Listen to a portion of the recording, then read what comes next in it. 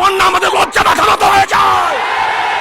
শেখ হাসিনা আপনার লজ্জা নাই, আমরা লজ্জার রাস্তায় বের হতে পারি না, লজ্জায় মাথা নত হয়ে গেছে।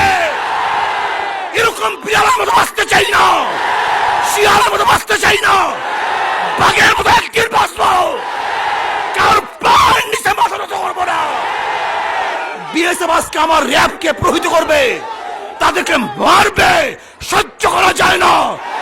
আমাদের যা কিছু আছে তা নিয়ে চাপিয়ে পড়তে হবে, ওদের বিরুদ্ধে আন্দোলন করতে হবে, সংগ্রাম করতে হবে।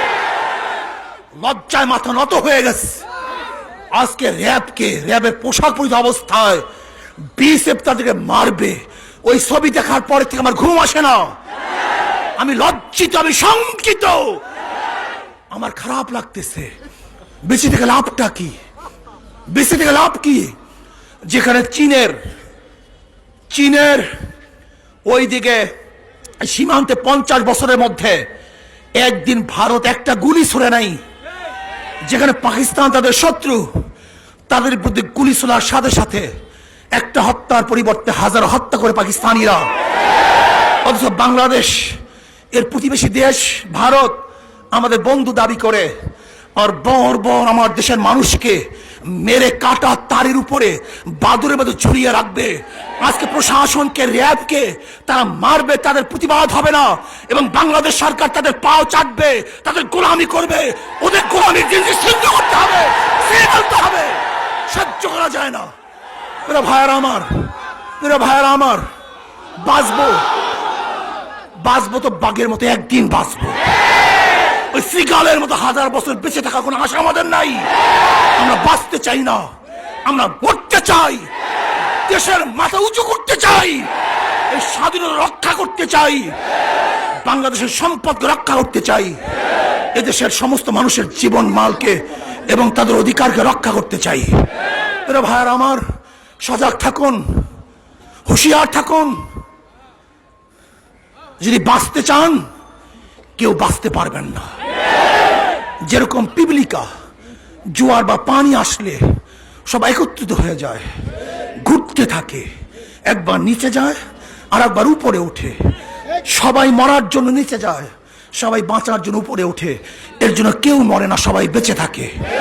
আজকে আমরা যদি সবাই দলা হয়ে যায় মরার জন্য, একজন মরবো না, আর বাঁচার জন্য বিচ্ছিন্ন থাকি, একজন বাঁচতে পারবো না। দেশকে রক্ষা করতে হবে, এই সর্বমূর্তকে অক্ষুণ্ণ রাখতে হবে, এই লাল সবুজ পতাকাকে, সম্মান মর্যাদাকে বুলন্দ করতে হবে, উঁচা করতে হবে। আজকে মুসলমানদের বিরুদ্ধে যে ষড়যন্ত্র চলতেছে, এই সমস্ত ষড়যন্ত্রকে রুখে দিতে হবে। আমাদের দেশের কোন হিন্দু যারা নাস্তিক হয়, আসলে অরিজিনালি তারা নাস্তিক হয় না, তারা নাস্তিক সাজে, বরং আমাদের নাস্তিক সেজে মুসলমানদেরকে নাস্তিক বানাবার অপকৌশলে তারা লিপ্ত হয়েছে। কাজে এদের ষড়যন্ত্র থেকে আমাদের সবাইকে সতর্ক থাকতে হবে। প্রিয় ভাইয়ারা আমার, এই ভারতের আগ্রাসনের বিরুদ্ধে আগামী সোমবার, এই অবৈধ চুক্তির বিরুদ্ধে আগামী সোমবার 14 অক্টোবর বাংলাদেশের প্রত্যেকটা জেলায় জেলায় ইনশাআল্লাহ মিছিল হবে। আমাদের র্যাবকে যে প্রহার করেছে, তাদেরকে মারছে, তাদের ইজ্জত হানি করেছে, এই পোশাকের উপরে তারা হস্তক্ষেপ করেছে, এই পোশাকের আঘাত করে আমাদের কলিজা আঘাত দিয়েছে, ওরা কলিজা আঘাত দিয়েছে। হয়তো তোমাদের লজ্জা নেই, আমরা লজ্জা পাই। তোমাদের ইজ্জত আব্রু নেই, কিন্তু আমাদের ইজ্জত আব্রু আছে। এই পোশাককে রক্ষা করার জন্য, এই পোশাকের সম্মান দিতে গিয়ে কত মানুষ শহীদ হয়েছে, আর আজকে সেই পোশাক ভ্রন্তিত হবে, লাঞ্ছিত হবে, অপমানিত হবে, এটা সহ্য করা যায় না। কাজে আগামী 14 তারিখ প্রত্যেকটা জেলায় জেলায় ইনশাআল্লাহ মিছিল হবে, এবং অচিরেই ইনশাআল্লাহ আমরা আরো আন্দোলন ঘোষণা করব, এবং আবরার হত্যার প্রতিবাদে এবং তার জন্য বাংলাদেশের প্রত্যেকটা হেফজখানাকে বলবো, তারা যেন তার রুহের মাগফিরাতের জন্য, মসজিদ মাদ্রাসায় তারা যেন তাদের রুহের মাগফিরাতের জন্য কোরআন খতম করে এবং তার জন্য দোয়া করবে। আল্লাহ পাক রব্বুল আলামিন আমাদের সবাইকে কবুল করেন। আর আজকে সবচেয়ে দুঃখের বিষয়, আমাদের মাওলানা হেতামায়েতুদ্দিন ভাই আজকে 10:30টার সময় আমাদেরকে ত্যাগ করে দুনিয়া ছেড়ে চলে গেছেন।